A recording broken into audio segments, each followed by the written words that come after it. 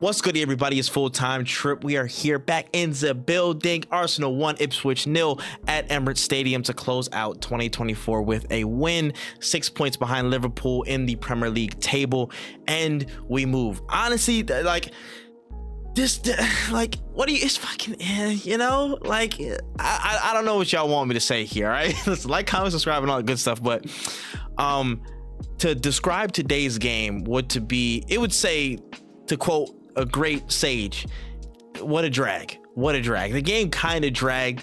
You could see there was, like, again, tweaks and a lot of different things going on. Again, obviously the big elephant in the room, Bukayo Saka's missing, and he will be missing for the foreseeable future, so it's kind of tough to cope. Listen, I saw good things, but the overall big detractor is being that clinical force in front of goal, and honestly controlling games at the end today. I feel like we lost a little bit of control towards the the latter stages of the game, just to shore it out, see it through. Just a couple of scary moments there, but I think there were some good performances in there. There were some good moments, some even good performances good moments in bad performances, which I was like, what the hell is, like, it's weird. But Ipswich, they didn't really have anything going on outside of maybe like one or two things that were like kind of halfway there, but we relegated them to what, like 0.04 xg in total or something like that. They barely had any shots. They barely had a prayer in terms of any chances that they created seriously. Credit to the defense, credit to the goalkeeper, credit to us mitigating them with our structure. Really good stuff. What can I say?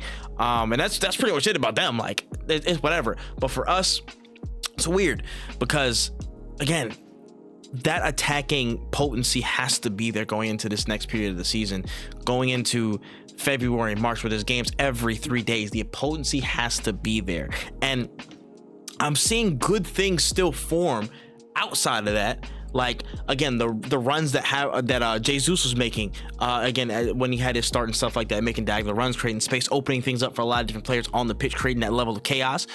Good things. Havertz's ability to, again, just be at the right place at the right time for the singular goal.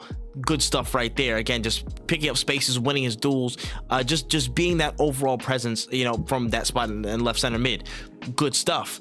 Odegaard, even though he did not have the best performance overall, I think there were some really, really bad moments in my opinion, but his ability to drive with the ball, especially in the second half, like, that was just like, I haven't seen that in a long time from him. There's that drive with the ball and shoot, drive and shoot. I think Timber did it one time in the match, drive and shoot.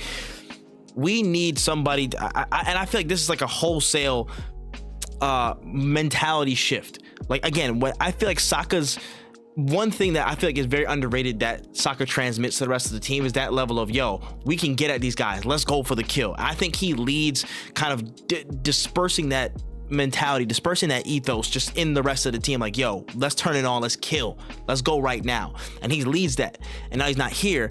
I feel like something else has to be in place to make sure that feeling goes through, again, our team. Again, the instances where we can 1v1 get past a player and stuff, at least make the attempt to. We need that to be in full flow. That's just the beginning and end of it, man. Like, we have to start tucking these goals away left, right, and center, because listen, it's not going to get any easier being 6 points behind Liverpool, potentially 9 if they get a win in their game in hand, whatever that's going to be, so we have to do our part. We have to do what we can do, again, just to make sure we're putting in the best possible performance forward. And even if we're not putting the best performance, have the best moments, make the most of those moments and convert. That's all I'm asking. But everywhere else, it wasn't that bad of a game. Again, just a little bit of a lapse in control towards the end, where, again, Ipswich got a bit more of the ball, but we saw it through. I'd say the defense was pretty solid. Pretty faultless game. Nothing much. I will say Gabriel Magalhaes, some of the lofted passes through the middle, over the top, just right through the center line, just Hail Marys, pinging them over. Those were fantastic, and those picked up in frequency a lot. And I feel like that's something that's been asked of, or at least me. I was like, the back line and center back should really employ that when they see those spaces like Havertz makes, and Jesus as of late making those runs past the back line into those little areas. And they're effective, man. They're effective for us to win ground and find ourselves in really advantageous positions. So good stuff. That's good stuff. I like that. Let me see. Midfield. Rice had a bro. Rice had a blinder, bro. This man was everywhere. Again, and I know some people are gonna harp on the passes in between the lines and some of the sharp, again, just playmaking and stuff. And we can get on him about that another time. But the absolute dominant six play, it's just ridiculous, man. What more can you say about that? Him playing as a six, he is our six. He is that guy. He is worth his weight in gold still. I hope y'all people know, man. Just ridiculous engine, ridiculous technical bag, ridiculous awareness, and he's so consistent for us, and it's really, really good. It's really, really important that he's firing on all cylinders, because we need that steal. We need that level of guile from most of our, if not all of our phases of play. So that was good to see him working at that level. I think, again, best out of the attack was probably Havertz. I think Havertz had good moments as well. Again, just his movement, getting into the spaces and stuff like that. Well, not attacking, he's a midfielder technically, but I mean, he rotated into those spots. I will say, I'll give some credits to Martinelli on the right. It still feels stiff. Pause. It still feels like kind of like it's not all the way there in terms of his comfort level in that position on the field. But his ability to get crosses off and still, produce some things that'll provide some danger. I liked how he got a lot of crosses out of his feet pretty quickly, pretty effectively, and that created some, a little bit of troubles for people. I hope that can continue. It's not going to be perfect. It's far from it, actually, but it's still something that provides a different look, and I hope that's something that we can capitalize on going forward. But still, in my opinion, we need a forward signing. We need probably more than one signing to bolster our attacking options, bro. We need somebody that can beat a player. We need somebody that can create chaos on their own, on the ball, and then bang, strike. Again, I'm not saying potentially, but again, just that skill of Kvaratskhelia, what's it called, Lookman and stuff. We're just, again, the 1v1, create separation, shoot. I think that's something that's really, really missing from this side. And whether it's just the mentality that they're kind of opting not to and kind of passing around and trying to, again, walk the ball into the net type of way. Sometimes this was the game where I was like, yo, you just gotta bang it, just throw shots out, see what happens. You know what I mean? This is one of those games to do it, and I'm a little bit disappointed that we didn't do it more, but it is what it is. But I'm glad we took the 1-0 win, and that's that. But I want to see us have some more bite when it comes to, let's test them, let's test these guys in all kinds of ways. So that was that. But I will say, my standout area, probably the fullbacks, man. Both of those fullbacks are just absolutely monstrous, man. Jurrien Timber, anything that comes his way in all phases, he's just an absolute model player. I don't know, man. That's one archetype of player I could literally have 10 to 11 of and have no problems playing with them, you know what I'm saying, in most leagues in the world. But he's wonderful. One person I really want to highlight today, Myles Lewis-Skelly. Myles, he's ready for prime time. That left back spot is his until further notice. If you need to give Calafiori more rest, be my guest, but this is his now. This is his right now. He is roamed into this spot and he's made it his own. He's showing traits of a true midfielder.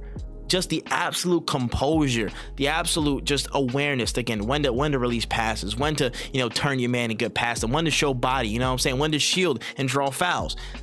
The composure, the tact, the level of, again, just strength, and it looks like he's been there for 4 or 5 years already. He just knows the deal. He just knows the deal.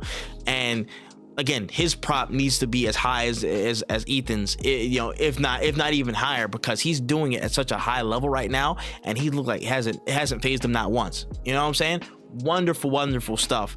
If I had to pick a man of the match, it's probably between Havertz and MLS, but I think I'll go Lewis-Skelly, because most people will give Havertz the nod because he scored the winning goal. But I gotta say, Myles Lewis-Skelly locking down, again, Amari Hutchinson, locking down probably the biggest goal threat on the pitch against us.